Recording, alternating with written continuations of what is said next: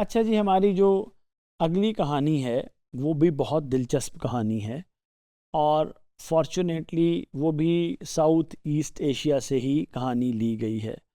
आप लोगों को मालूम है कि दुनिया में सबसे ज़्यादा महफूज जो टूरिस्ट के लिए मुकाम समझा जाता है वो कौन सा है, और वो कौन सा मुकाम है जहाँ पर करप्शन के लिए 0% टॉलरेंस है।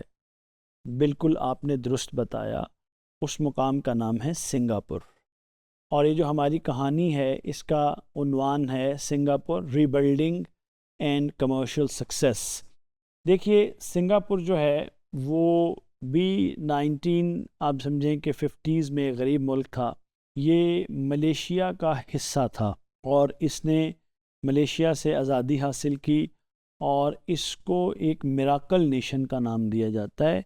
और इसके सीक्रेट्स ऑफ सक्सेस में इनोवेशन, डिसिप्लिन और ग्लोबल कनेक्टिविटी को रखा जाता है। जो सिंगापुर है उसको 1965 में मैंने बताया कि मलेशिया से इसको आज़ादी मिली और ली कॉन यू जो हैं वो इसके प्राइम मिनिस्टर थे।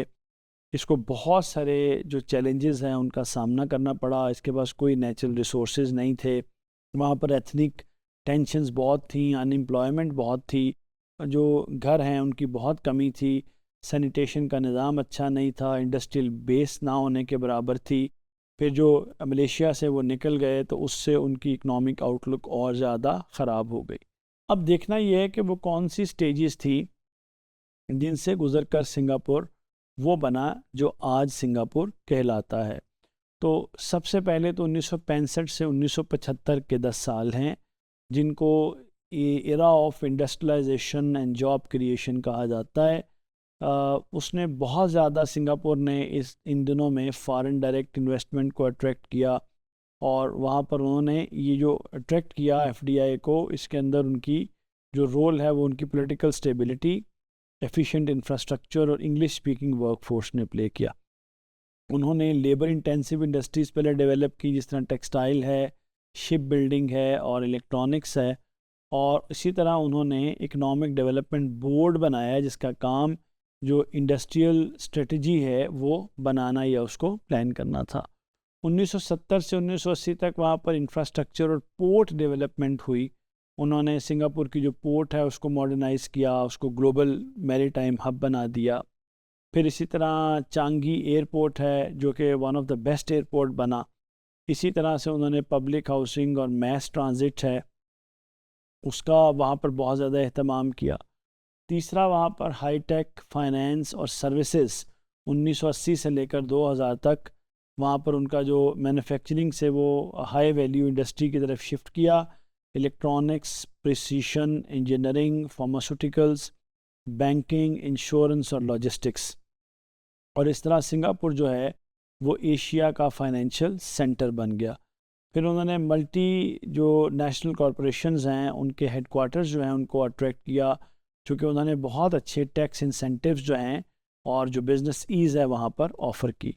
चौथी जो स्टेज है जो कि 2000 के बाद अब तक है उसको इनोवेशन, डिजिटल इकोनॉमी और ग्रीन ग्रोथ कहा जाता है, जो focus on smart city planning है, डिजिटल ट्रांसफॉर्मेशन है और सस्टेनेबिलिटी है। अच्छा, इसी तरह फिनटेक वो लीड कर रहे हैं, बायोटेक है, एआई है और ग्रीन टेक्नोलॉजी है। फिर वहाँ पर आर&डी स्टार्टअप्स हैं, ग्लोबल कनेक्टिविटी है, स्मार्ट नेशन इनिशिएटिव है, वो बहुत ज़्यादा प्रमोट हुआ। अच्छा, अब इनकी जो सक्सेस है उसको अगर हम देखने की कोशिश करें कि सिंगापुर की जो कामयाबी है उसके पीछे क्या क्या कुछ था, तो सबसे पहले जो चीज़ वहाँ पर हमें देखनी है वो ये है कि उसकी जो लीडरशिप है वो कैसी थी और जो उसकी नेशन है उसने क्या उसको रिस्पॉन्ड किया लीडरशिप कमिटमेंट को, और इसी तरह वो कौन से मेयर्स थे जो आगे चल के उनके काम आए। तो सबसे पहली चीज़ जो सिंगापुर के मामले में है वो हर वो मुल्क जो आगे बढ़ा है उसके अंदर उसका बहुत अहम रोल होता है, वो है आपकी विजनरी एंड अथॉरिटेटिव लीडरशिप। तो सिंगापुर के अंदर भी जो ली कॉन यू थे और उनकी जो टीम थी उसने long term economic vision, strong anti corruption stance और स्ट्रिक्ट लॉ एंड ऑर्डर जो है और एफिशिएंट गवर्नेंस वहाँ पर प्रोवाइड की। कहा जाता है कि जो इसके फाउंडर्स थे सिंगापुर के, उन्होंने एक बात तो बिल्कुल तय कर ली थी कि जिस चीज़ पर हमने कॉम्प्रोमाइज़ नहीं करना, उनमें से एक करप्शन है और दूसरी लॉ एंड ऑर्डर की सिचुएशन है। करप्शन को उन्होंने मिनिमाइज़ किया, लॉ एंड ऑर्डर को स्ट्रेंथन किया। यही वो चीज़ें हैं जो कि उनकी विजनरी लीडरशिप ने उनको फ़राहम की। अच्छा, दूसरी बात, वहाँ पर स्ट्रेटजिक जो उनकी लोकेशन है और उसका जो पोर्ट एडवांटेज है। आप ये जानते हैं कि जो सिंगापुर है वो बहुत सारे जो सी रूट्स हैं उनके क्रॉस रोड्स के ऊपर है। तो सिंगापुर ने जो पोर्ट ऑफ सिंगापुर है उसने दुनिया की उसको मसरूफ़ तरीन पोर्ट कहा जाता है, और वो एफिशिएंट भी बहुत है और बनी भी बहुत अच्छी हुई है। तीसरी चीज़, वहाँ पर प्रो बिज़नेस इन्वायरमेंट है। वहाँ पर टैक्सेस लो हैं, रेगुलेशंस बहुत सादा और क्लियर हैं, और वहाँ जो इंटेलेक्चुअल प्रॉपर्टी लॉज हैं वो बहुत ज़्यादा स्ट्रॉन्ग हैं। वो दुनिया भर में कहा जाता है कि ईज़ ऑफ डूइंग बिज़नेस के हवाले से बेस्ट प्लेस समझी जाती है। चौथी चीज़, एजुकेशन एंड स्किल डेवलपमेंट है वहाँ पर, मतलब वर्ल्ड क्लास एजुकेशन सिस्टम है। वहाँ पर टेक्निकल बाइलिंगुअल एजुकेशन है। वहाँ पर नेशनल यूनिवर्सिटी ऑफ साइंस या नेशनल टेक्नोलॉजी यूनिवर्सिटी और जो टेक्निक्स उनके इदारे हैं वो मार्केट नीड्स के साथ बहुत ज़्यादा अलाइंड है। फिर वहाँ पर anti corruption and rule of law, zero tolerance है फॉर करप्शन। वहाँ पर जो लीगल सिस्टम है बहुत स्ट्रॉन्ग है, बहुत ट्रस्टेड है, और गवर्नमेंट ने उसमें बहुत इन्वेस्ट किया हुआ है।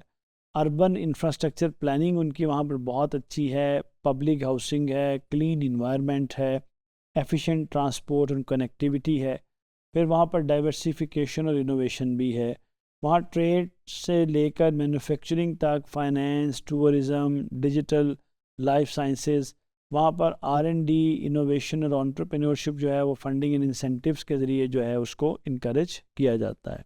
जो सिंगापुर की करंट कमर्शियल पावर है वो पोर्ट एंड मैरीटाइम में वो among world's top 2 busiest ports हैं, जिसे पोर्ट ऑफ सिंगापुर कहते हैं। दुनिया का चौथा वो न्यूयॉर्क, लंदन और हांगकांग के बाद वो फाइनेंशियल हब है। इसी तरह वो टेक और डिजिटल इकोनॉमी में लीडिंग स्मार्ट सिटी, फिनटेक और AI का हब है। एजुकेशन में national university of science, national technology university दुनिया में ग्लोबली टॉप 20 में रैंक की जाती हैं। फिर ईज़ ऑफ डूइंग बिजनेस में टॉप 3 ग्लोबली, वर्ल्ड बैंक ने इसको रैंक किया हुआ है। GDP पर कैपिटा उसका $88,000 पर एनम से ज़्यादा है, और ये दुनिया में among the highest in the world है। अगर आप इसके सफ़र ग्रोथ के ऊपर एक नज़र डालें तो 1965 में इसका पर कैपिटा GDP $500 था। मेजर इंडस्ट्रीज़ में पोर्ट सर्विसेज और बेसिक ट्रेड थी। 1980 में ये $5,000 पे चला गया। मैन्युफैक्चरिंग, टेक्सटाइल और इलेक्ट्रॉनिक्स पे फोकस था। 2000 में ये $23,000 पे चला गया। फाइनेंस और हाईटेक में फोकस था। और 2024 में ये $88,000 पर एनम के ऊपर है। अब डिजिटल इकोनॉमी, बायोटेक और फाइनेंस जो है उसके ऊपर इसका फोकस है। सिंगापुर की जो ये ग्रोथ है, सक्सेस है, इससे हमारे लिए जो है वो क्या इसमें लेसन्स हैं। पहला लेसन है invest in people before natural resources, क्योंकि लोग ही जो है वो इंस्ट्रूमेंटल होते हैं। Rule of law and transparency, यानी आप इन्वेस्टर का कॉन्फिडेंस अगर आपने बिल्ड करना है तो फिर आपको रूल ऑफ लॉ और ट्रांसपेरेंसी में इन्वेस्ट करना होगा। फिर आपको स्ट्रेटेजिक लोकेशन जो है वो अगर आपके पास है तो then you have to be the world hub for that purpose. जिस तरह हमारे पास गवादर है और इसको हम हब ऑफ ट्रेड बना सकते हैं। लॉन्ग टर्म प्लानिंग है। इसी तरह जो स्मार्ट गवर्नेंस है जो कि सक्सेस को डिटरमिन करती है, ये वो लेसन्स हैं जो कि हम सिंगापुर से हासिल कर सकते हैं। शुक्रिया।